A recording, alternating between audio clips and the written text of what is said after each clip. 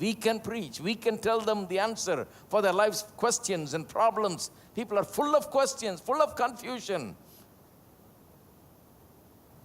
And we have the answers.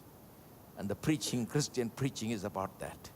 Giving those things, the prescription out. The gospel is the prescription of God for salvation. Give thanks to the Lord, our God and King. His love endures forever. For He is good, He is above all things. His love endures forever. Sing praise, sing praise.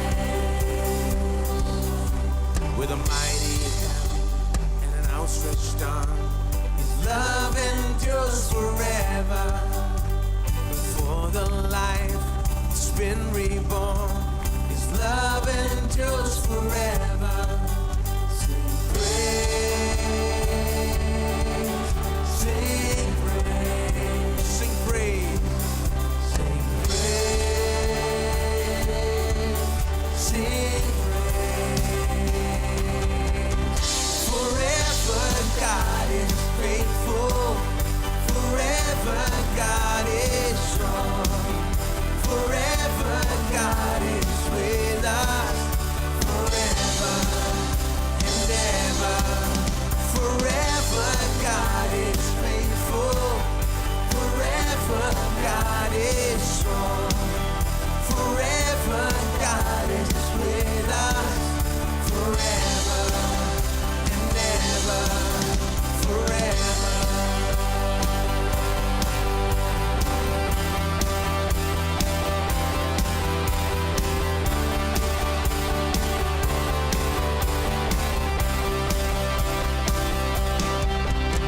From the rising to the setting sun, His love endures forever.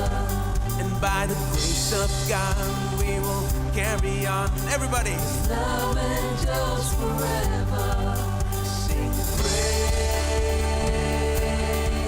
sing praise,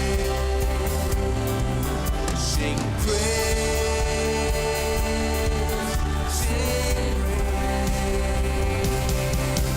Forever God is faithful. Forever God is strong. Forever God is with us. Forever and ever. Forever God is faithful. Forever God is strong. Forever God is with us. Forever and ever. Forever.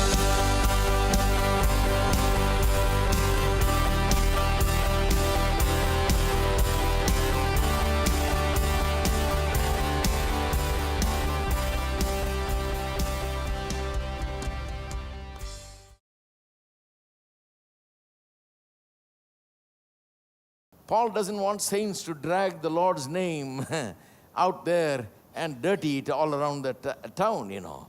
Paul wants Christian people to be people who pay their bills in time, their dues in time, and so on. I'm sure that he's got something of that in his mind. Don't be like the world. If the man who has borrowed you, lent you the money has to come and knock on your door and talk about you, you know, there's a Christian staying here. Where is he gone? They say he's gone to the fasting meeting. But he's not paying the bill, you know. He's not paying the due, but he's interested in fasting meeting. He's gone to the fasting and prayer, you know. And so that guy comes and stands at your door, and there's a big cross on your door. He says, my God, how can I knock on the cross? You know. So here is God's name dragged out. He says, and he finds a few Christians like that in town. Then he goes around talking, saying, all these Christians are like that. I have so many Christian customers. Half of them don't pay their bills. You have to knock on their door all the time. They're out there in somewhere fasting and praying. They've gone to all-night prayer, all-day prayer, and all this, but they're not paying the... See, the Lord's name is dragged out in the world and put to shame. I'm sure Paul has something like that in mind. But also, not only the Lord's name is ruined, our relationships are ruined. A lot of quarrels and a lot of misunderstandings, a lot of animosity between people is created because of this borrowing business, especially when someone borrows and does not pay back in time and pay back responsibly. Amen?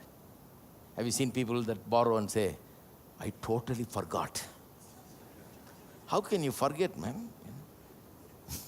How can you forget any amount of money that you borrow and say, I'm totally forgot, I'm sorry, totally forgot,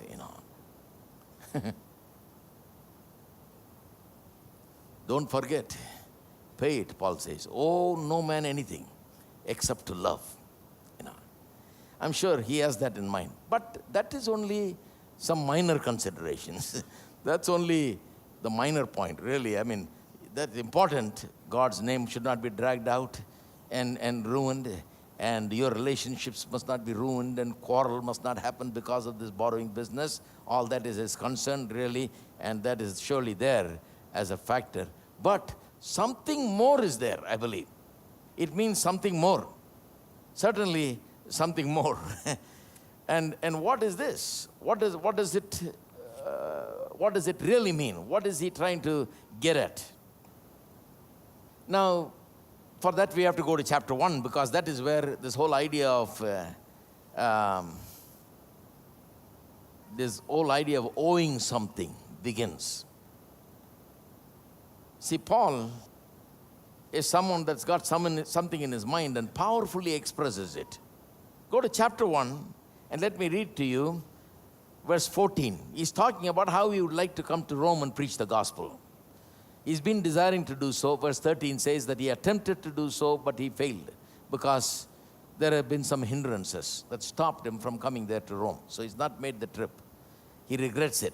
He really wants to come. And then he says, puts it like that. He says, I'm a debtor, using the word debtor.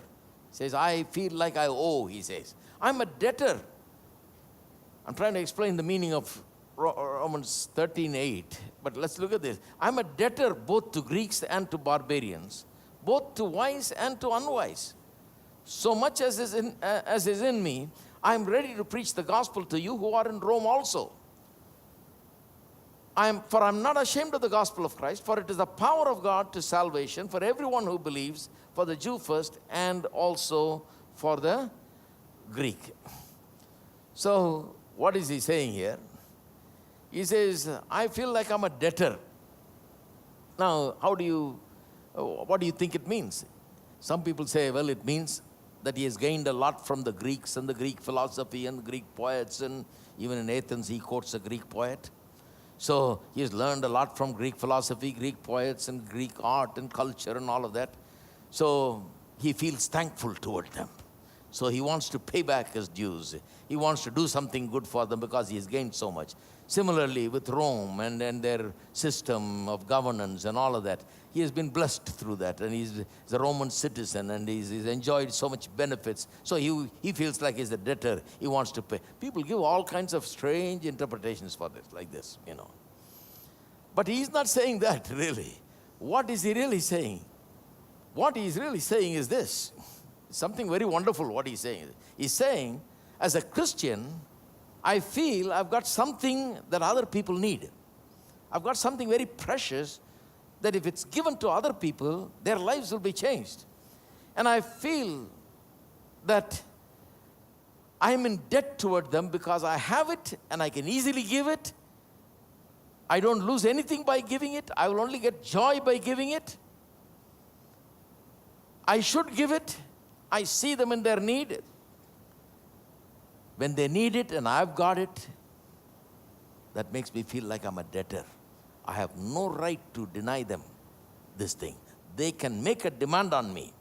I have no right to keep it myself. I need to go and give it to them. He says, that is why I feel like I'm a debtor.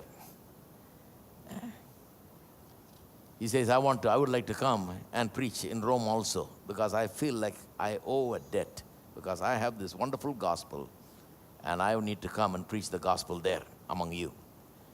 This will really help Rome, the main city of the Roman Empire at that time. Now, let me give it through an illustration also, seems that more than 100 years ago, someone in Egypt found a papyri, which had some information there concerning the word power. We read here in verse 16, I'm not ashamed of the gospel of Jesus Christ, for it is the power of God unto salvation. So in that papyri, there was information, it seems, concerning the word power. That the word power used here was used in those days also for what we call prescription these days. This word was used for what we call prescription, the doctor's prescription these days. So it will read something like this: I'm not ashamed of the gospel of Jesus Christ, for it is God's prescription for those who want to be saved. That's how it will read, So what he's basically saying is this. He says, I feel like I'm a man that had a terrible sickness at one time. And I suffered under that sickness so much. Pain, suffering. It went on and on for many years. I couldn't do anything about it. It literally crippled me. And I went everywhere, to every doctor, every consultant, every hospital, received all kinds of treatment. Nobody was able to fix this problem for me. I was agonizing over it. Then finally, someone told me that there is a doctor somewhere. There is someone that treats these kinds of cases, and it's had success with this, that I must approach that person. So I approached that person, and that person examined me thoroughly and wrote a prescription and gave it to me. And I went and took those medicines according to how it must be taken, according to the prescription. And after a while, I was completely well. Now I go down the road and I see another man walking right next to me. He seems like he's got the same problem I used to have. I could look at him and just tell by the pain and the way he walks and by the way he's suffering through it. I can tell that it's the exact same condition that I had. So I look at him, I feel sorry for him because I know exactly what it is to be like that, because I was like that for many years. And I know also that this man must have not known about this prescription that is available, this way out that is available, this medicine that is available, this cure that's available. He obviously does not know because he's still suffering. Well, I'm all right now. So I know that he's sick with the same sickness. I know that he doesn't know the prescription that can cure him. And I know also that I have the prescription that was written for me in my pocket. How easy it is for me to reach into my pocket, take the prescription out, and go to the man and just engage in a talk with that man and give this man this prescription and tell him, I was like that, I was suffering so many years, I know what your problem is, I see what you're going through, I feel sorry for you, I want you to go take this prescription and you will be all right just like me. If I don't do that, then I would be wrong. If I just kept on going and did not care about that man while having the prescription in my pocket and he is just 2 steps away from me for me to reach him, if I don't tell him that, then it will be terrible. When I'm walking 2 steps away from me, I feel like I'm a debtor to him. I must tell him. I owe him something. This man is suffering so much. I owe him something. I need to give him this. Poor man is going through so much. I need to give him that. That is the sense in which he is talking about this. He's saying, I feel like I'm a debtor, both to the Greeks and to the barbarians, both to the wise and the unwise, people of the whole world, he says. Feel like I'm a debtor. That's why I want to come to Rome. It's not like some preachers that says, I haven't seen Rome. I'd like to come there if you give me a couple of chances to preach somewhere. I can see Rome and Europe and all that and then preach in your church maybe. No, he says, no, I'm not coming as a tourist. I'm coming because I feel like I'm a debtor. I got something that is so valuable, so precious, so amazing.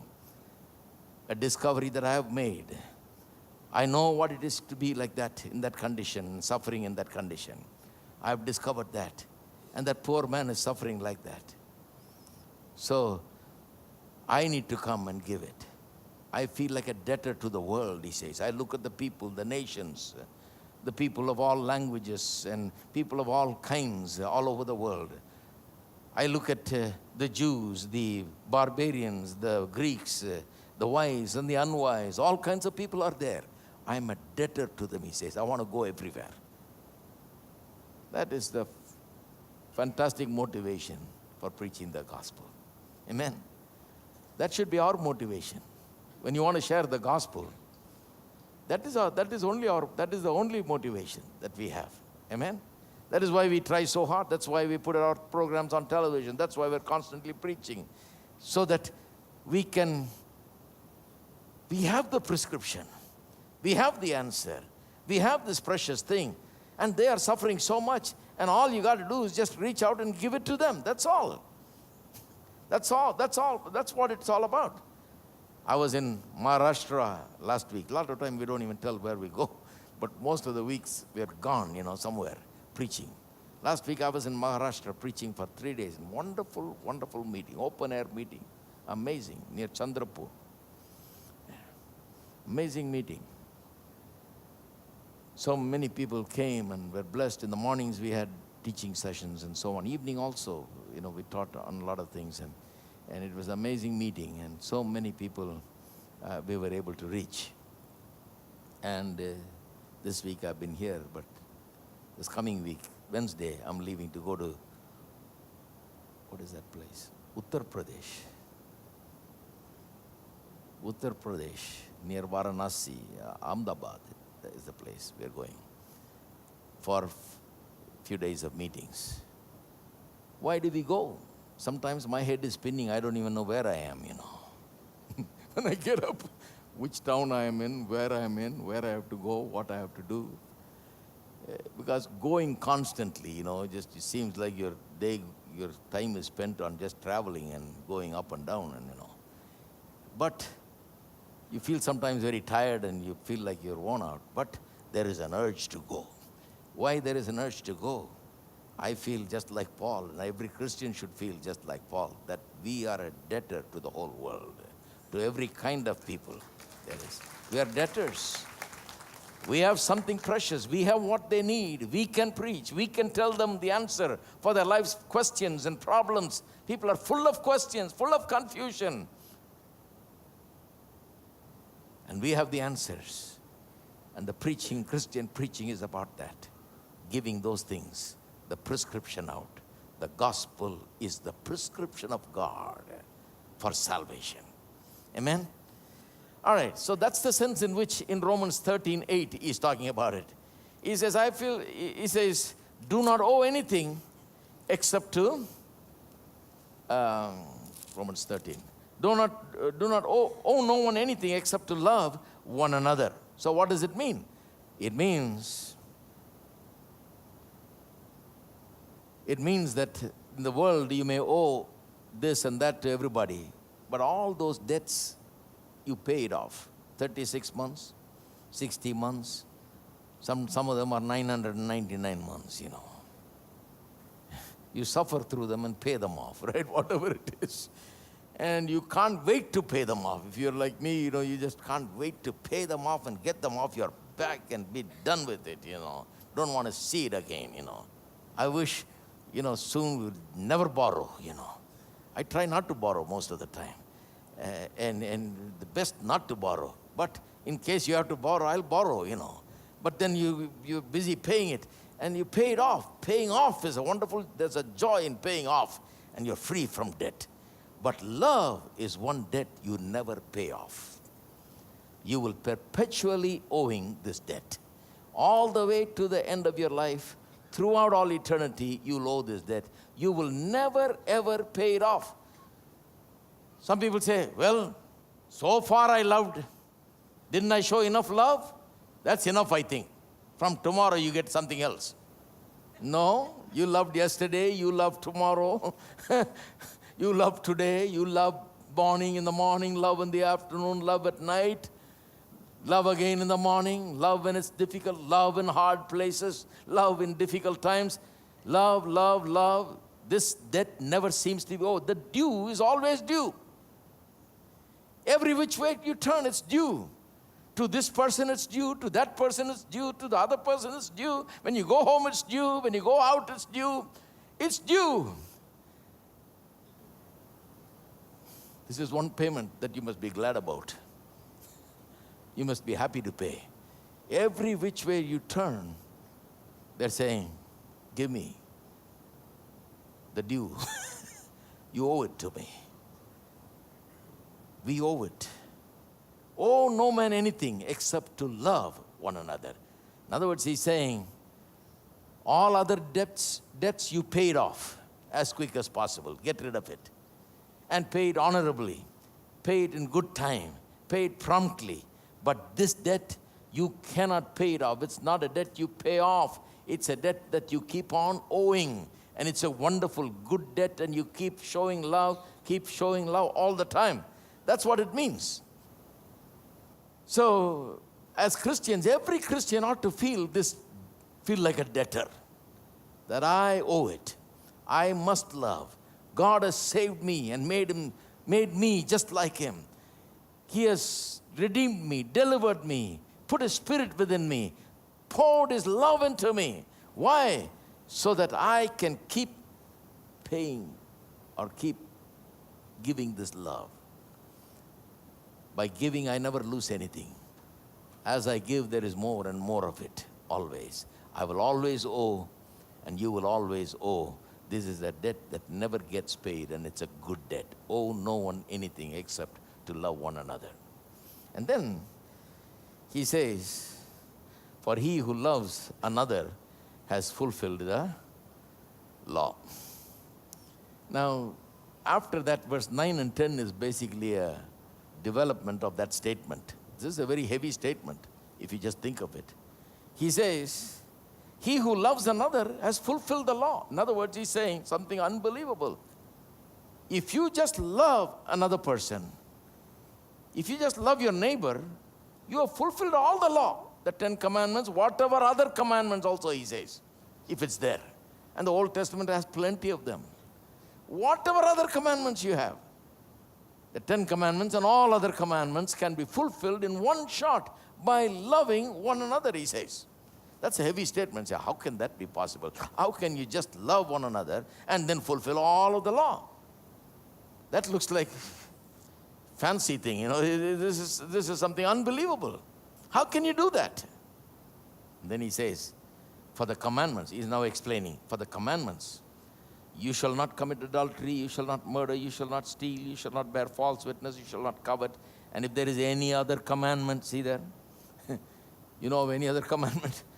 Are all summed up in this saying, namely, you shall love your neighbor as yourself. Love does not do any harm to a neighbor. Therefore, love is the fulfillment of the law. He explains why that statement is true. And look at his explanation. It's a very heavy explanation. He picks 5 of the 10 commandments, the last 5, and literally quotes them here.